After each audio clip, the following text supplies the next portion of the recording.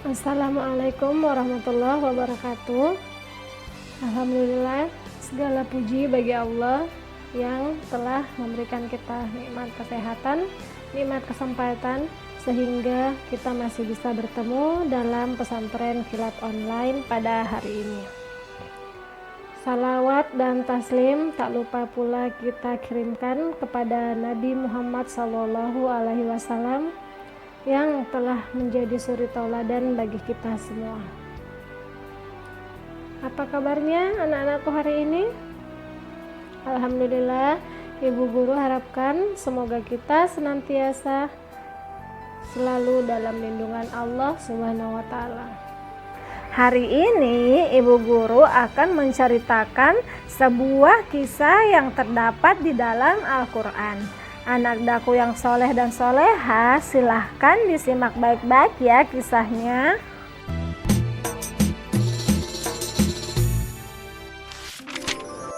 Kisah pemilik dua kebun yang sombong. Kisah ini disebutkan di Al-Quran, surat Al-Kahfi ayat 32 hingga ayat 44.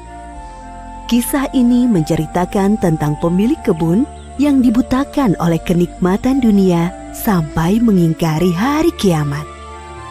Allah memberikan pelajaran bagi kita melalui kisah ini tentang akibat seseorang yang sombong dengan menimpakan musibah berupa angin topan yang dahsyat menghancurkan perkebunannya.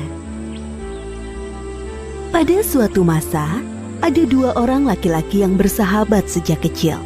Walaupun bersahabat, keduanya memiliki kehidupan yang berbeda. Salah satu dari mereka adalah pemilik perkebunan atau si kaya, dan satunya lagi hanya laki-laki biasa atau si miskin. Sayangnya, si kaya ini memiliki sifat yang sombong. Kesombongan si kaya disebabkan karena ia memiliki dua kebun anggur yang sangat luas.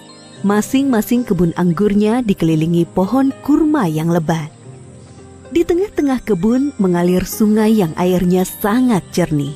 Sungguh indah sekali penampakan kebun itu, membuat mata seakan tak ingin lepas memandangnya.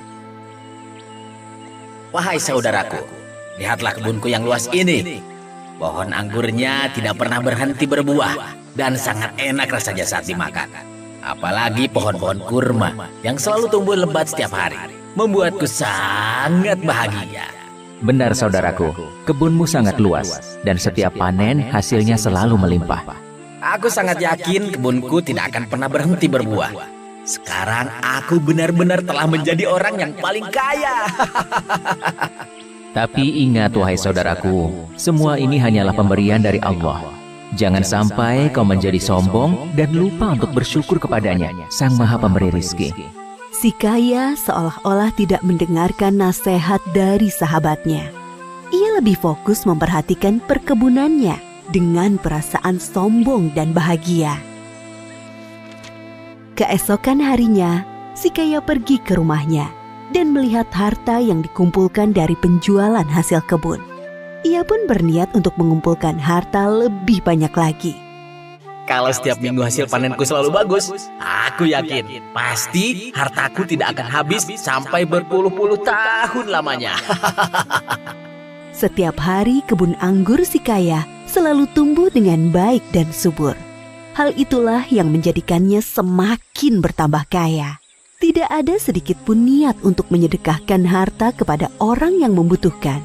Seiring dengan bertambah harta, bertambah pula kesombongannya. Suatu ketika, si miskin datang berkunjung untuk menasehatinya dengan bahasa yang halus. Tetapi si kaya merespon dengan kata-kata yang menyakitinya. Aku tahu kau iri dengan kehidupanku. Hartaku lebih banyak daripada hartamu. Dan aku memiliki banyak anak buah yang membantuku. Sama sekali tidak wahai saudaraku. Walaupun hartaku lebih sedikit dan tidak memiliki anak buah sepertimu, aku hanya khawatir kepadamu kelak di akhirat.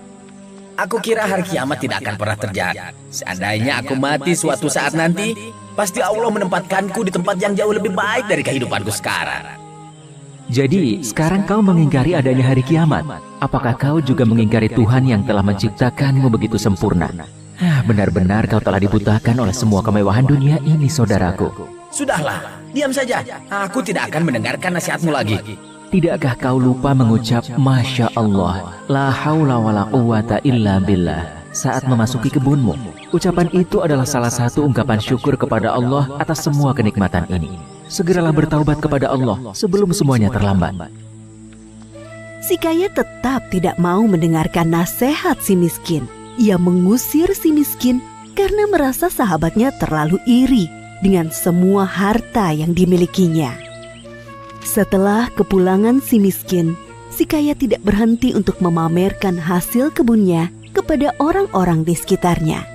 Ia menjadi sangat sombong dan angkuh dari sebelumnya.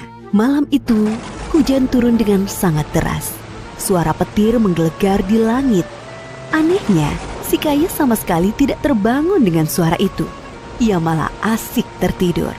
Seperti yang disebutkan dalam surat Al-Kahfi ayat 40. Dan Dia Allah mengirimkan petir dari langit ke kebunmu, sehingga kebun itu menjadi tanah yang licin. Keesokan harinya, si kaya bangun dari tidurnya dengan puing-puing rumah yang hancur dan hartanya lenyap tak bersisa. Kemudian ia teringat akan kebunnya dan bergegas pergi ke sana. Sampai di kebun, ia tidak mendapatkan apa-apa selain kebun yang hancur hampir rata dengan tanah. Si kaya mulai menyesali kesombongannya selama ini. Ya Allah, kenapa semua ini bisa terjadi? Sekiranya dari dulu aku tidak pernah mengingkari nikmat-Mu dan mendengarkan nasihat sahabatku, pasti Engkau tidak akan menimpakan musibah ini. Sungguh hamba menyesal atas apa yang telah hamba perbuat, ya Allah. Penyesalan itu sudah tidak berguna. Semuanya sudah terlambat. Seperti yang disebutkan dalam surat Al-Kahfi ayat 43. Dan tidak ada lagi baginya segolongan pun yang dapat menolongnya selain Allah, dan dia pun tidak dapat membela dirinya. Demikian akhir dari kisah pemilik kebun yang sombong.